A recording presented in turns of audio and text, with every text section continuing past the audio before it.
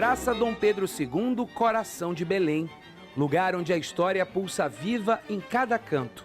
Em um deles, uma das construções mais importantes do século XIX, o Solar Barão de Guajará, revestido de nobreza arquitetônica do período colonial. Eram as residências da cidade, das pessoas de mais posses, os grandes proprietários. Essa casa pertenceu, num dado momento, ao homem que é considerado o homem mais rico do século XIX, que é o Visconde de Arari. Então, essa designação era usualmente para uma grande residência que tinha um pavimento térreo que podia ser de lojas, podia ter também o que nós achamos que fosse uma capela, e no andar superior era a residência da família. Pense que também nesse período nós estamos ainda na escravidão.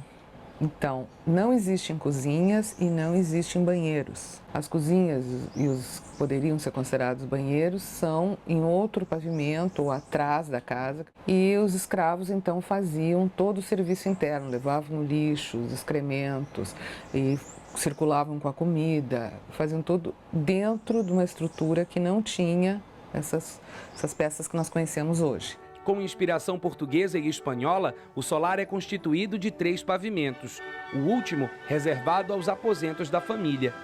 O prédio tem uma das fachadas de azulejos mais antigas da capital paraense. No lado de dentro, requinte no piso e no forro de madeira. Pode-se dizer que o solar é um exemplar do ecletismo, né? Com predomínio do neoclássico, ali que a gente pode perceber naquele frontão triangular, né, na modernatura, disposição dos vãos, nas cercaduras, tá?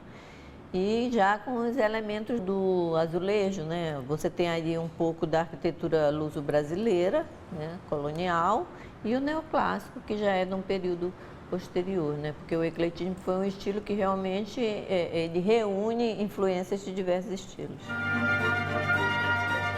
O solar foi comprado pela família de Antônio Lacerda de Chermon, o Visconde de Arari, em 1839. O nobre de origem marajoara remodelou a fachada e as sacadas do prédio antes de doá-lo para a sobrinha, que então casou com Domingos Raiol, o Barão de Guajará.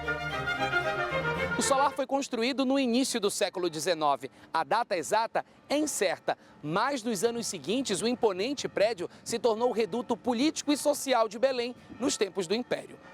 Nascido no município de Vigia, o Barão de Guajará foi deputado da província, procurador da Fazenda Nacional no Pará e fundador da Academia Paraense de Letras, a terceira mais antiga do país.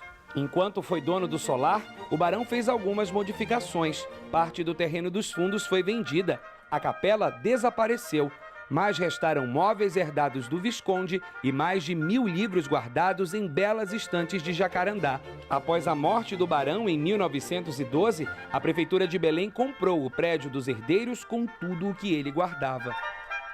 O escritório do barão, mesa com estantes, escrivaninha, e livros da biblioteca do Barão de Guajará, que ficou para os seus herdeiros, e este foi vendido junto com o prédio para a prefeitura, que nos doou ao Instituto o prédio com o escritório do Barão e com a sua biblioteca.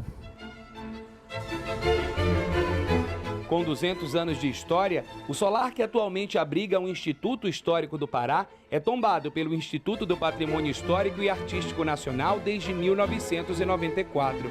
Depois de abrigar nobres e intelectuais paraenses, hoje o prédio se tornou um recorte secular de uma Belém ainda pouco conhecida por quem vive aqui.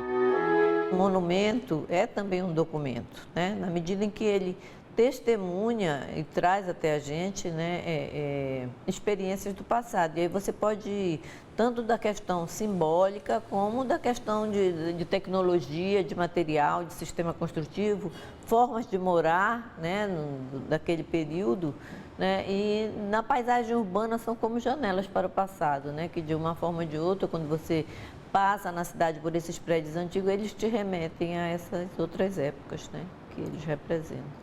ele faz parte da memória do patrimônio histórico da cidade, né? Nós, inclusive, temos como meta abrir o Instituto para visitação pública.